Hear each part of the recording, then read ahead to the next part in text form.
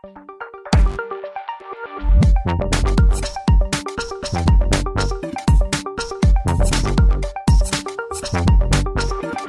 29 de noviembre del 2021, Fernanda concurre a una reconocida casa de electrodomésticos de su ciudad con el objetivo de adquirir una heladera para su nueva casa. Al llegar al local, en la vidriera, se encuentra con un cartel donde se anuncia que todos los productos tendrían una garantía de 3 meses. Por tal motivo, entusiasmada, decide aprovechar esa oportunidad y compra una heladera y un microondas. Luego, un flete traslada esos electrodomésticos hacia su nueva casa. Como aún estaba terminando algunos detalles de su casa, no es hasta principios de marzo que Fernanda se muda a su nuevo hogar y al enchufar el microondas se encuentra con que este no funcionaba. Ahora bien, ¿puede Fernanda reclamar tal desperfecto en virtud de que la empresa solo le brindaba 3 meses de garantía? ¿Quiénes serán responsables? ¿Puede Fernanda llevarle el microondas a un amigo que arregle electrodomésticos? La principal obligación en una relación de consumo es la garantía por el buen funcionamiento de los productos. Recordemos que el consumidor no solo tiene derecho a recibir el bien y que éste sea inocuo para su salud e integridad, sino que principalmente la cosa adquirida debe satisfacer las funcionalidades para las que fue adquirida. En consonancia con ello, la legislación argentina ha dictado la ley número 24.240, donde establece las normas que rigen los derechos de los consumidores y usuarios. Ahora bien, ¿qué productos tienen garantía? Cuando se comercialicen cosas muebles no consumibles, el consumidor y los sucesivos adquirentes gozarán de la garantía legal por los defectos o vicios de cualquier índole, aunque hayan sido ostensibles o manifiestos al tiempo del contrato cuando afecten la identidad entre lo ofrecido y lo entregado, o su correcto funcionamiento. La garantía legal tendrá vigencia por 3 meses cuando se trate de bienes muebles usados y por 6 meses en los demás casos a partir de la entrega, pudiendo las partes convenir un plazo mayor. En caso de que la cosa deba trasladarse a fábrica o taller habilitado, el transporte será realizado por el responsable de la garantía y serán a su cargo los gastos de flete y seguro y cualquier otro que deba realizarse para su ejecución.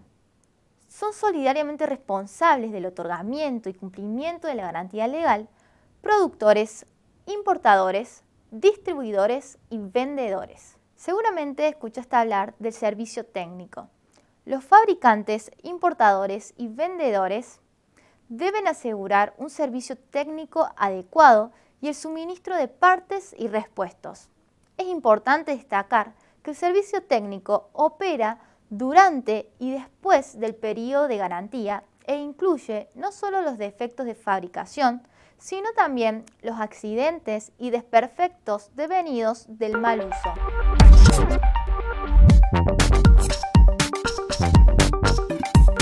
Continuando con el caso planteado en el bloque 1, al momento en que Fernanda compra la heladera y el microondas, la casa de electrodomésticos le hace firmar un contrato en el que reconoce la garantía de 3 meses sobre los productos adquiridos, renunciando a todo otro plazo legal que pudiera existir.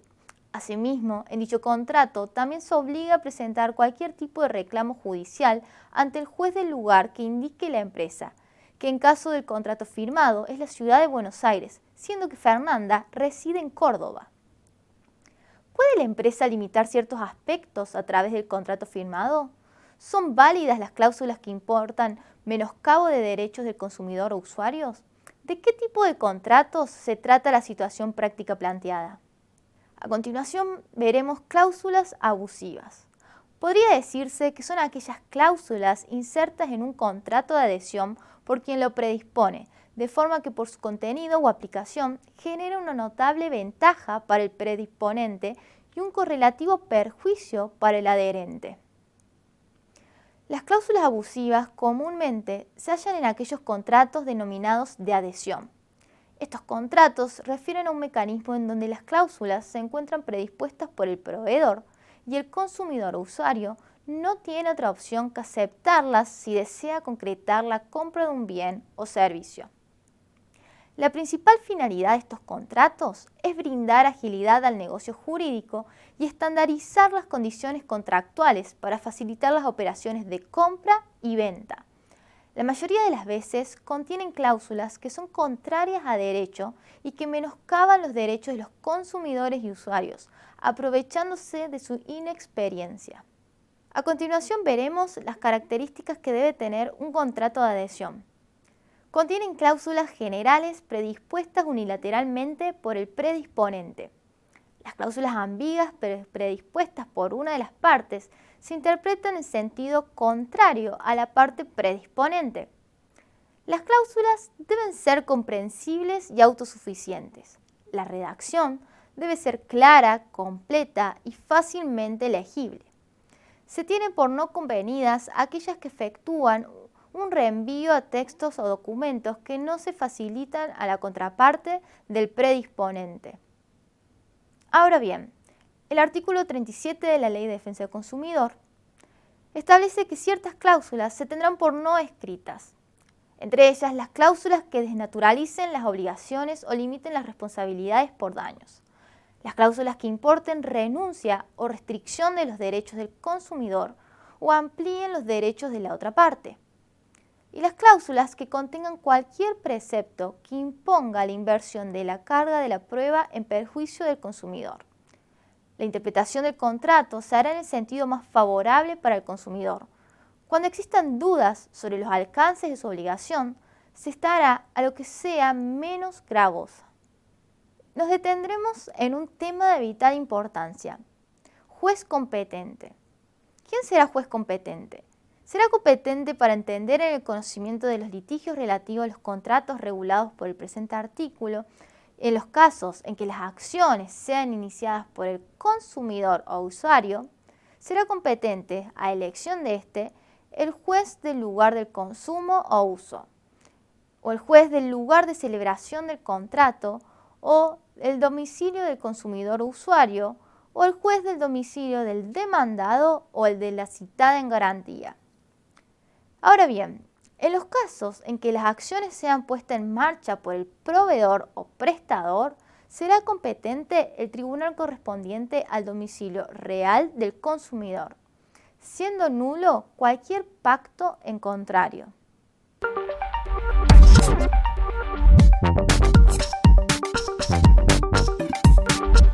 Ahora bien, continuando con la situación práctica planteada inicialmente, Fernanda, al intentar enchufar la heladera, se produce un cortocircuito, producto de una falla de instalación del circuito eléctrico de la heladera, lo que le genera una descarga eléctrica que la despide abruptamente, golpeando su cabeza contra la pared de la cocina. ¿Quién resulta responsable por el daño sufrido? ¿Quién cuenta con legitimación pasiva para reclamar tal daño? ¿Existe alguna vía de eximición de la responsabilidad? Si el daño al consumidor resulta del vicio o riesgo de la cosa o de la prestación del servicio, va a ser responsable el productor, fabricante, el distribuidor, el vendedor, el importador, el proveedor, quien haya puesto su marca en la cosa o servicio, y el transportista responderá por los daños ocasionados a la cosa con motivo o en ocasión del servicio.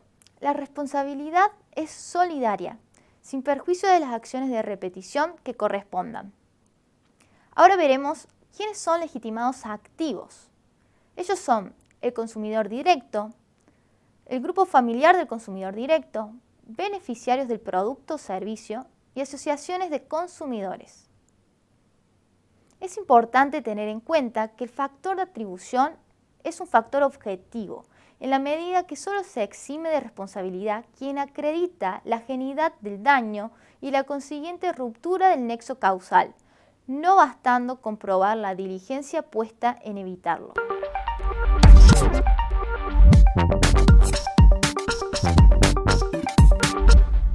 Supongamos que la compra de Fernanda fue realizada con tarjeta de crédito del Banco Suma y que luego a esta compra Fernanda tenía planeado un viaje al exterior por 15 días, retornando a su casa el 16 de diciembre. Y a fin de mes, cuando recibe el resumen de su tarjeta, nota que durante las fechas que ella estuvo en el exterior, había compras que ascendían a la suma de 50.000 pesos y que fueron ejecutadas en Argentina. Ante tal circunstancia, preocupada, decide reclamar al banco y lo hace primero telefónicamente, luego mediante una carta documento exigiendo reintegro del dinero por las compras que ella no efectuó. Pasados 3 meses de lo sucedido, en los resúmenes subsiguientes continuaba llegando en la tarjeta compras que ella no había hecho. El banco solo se limitó a pedirle a Fernanda que dé por extraviada la tarjeta para que le otorgaran una nueva y poder dar de baja esa tarjeta, pero jamás se hizo cargo de los daños causados a Fernanda. ¿Qué es el daño punitivo? ¿Cuáles son sus límites? Podría decirse que el daño punitivo son sumas de dinero que los tribunales mandan a pagar a la víctima de ciertos ilícitos que se suman a las indemnizaciones por daños realmente experimentados por el damnificado, que están destinados a punir graves inconductas del demandado y a prevenir hechos similares en el futuro. ¿Y quiénes son los legitimados pasivos?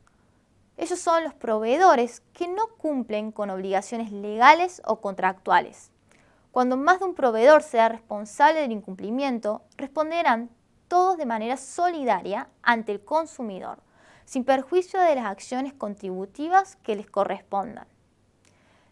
Algunas de las características del daño punitivo son de que procede a petición de parte, es un destino de la multa y es una facultad discrecional del magistrado, y principalmente que es a favor del consumidor. El quantum de la sanción no puede superar 5 millones.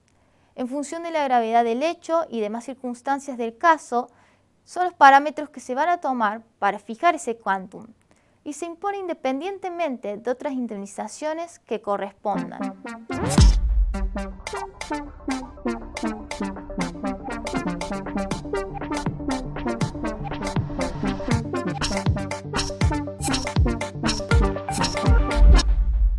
A partir de la situación planteada, Roberto concurre a su estudio jurídico buscando asesoramiento y para que le den a conocer los derechos que lo asisten. Tomando la consigna como base, en la actividad se busca que puedas identificar las obligaciones postventa de los proveedores, puedas reconocer las cláusulas que puedan resultar abusivas, planificar una acción de daño o la prevención de una acción de ese tipo y comprender un caso de aplicación del daño punitivo. Realiza una lectura interpretativa y analítica del caso planteado, reconoce conceptos implicados y estudiados en el módulo sobre responsabilidad civil en el derecho del consumidor, cláusulas abusivas y garantías postcontractuales, y revisa las lecturas y la bibliografía sugerida del módulo 3. A los fines de la resolución de la presente actividad, debes tener en cuenta los siguientes aspectos.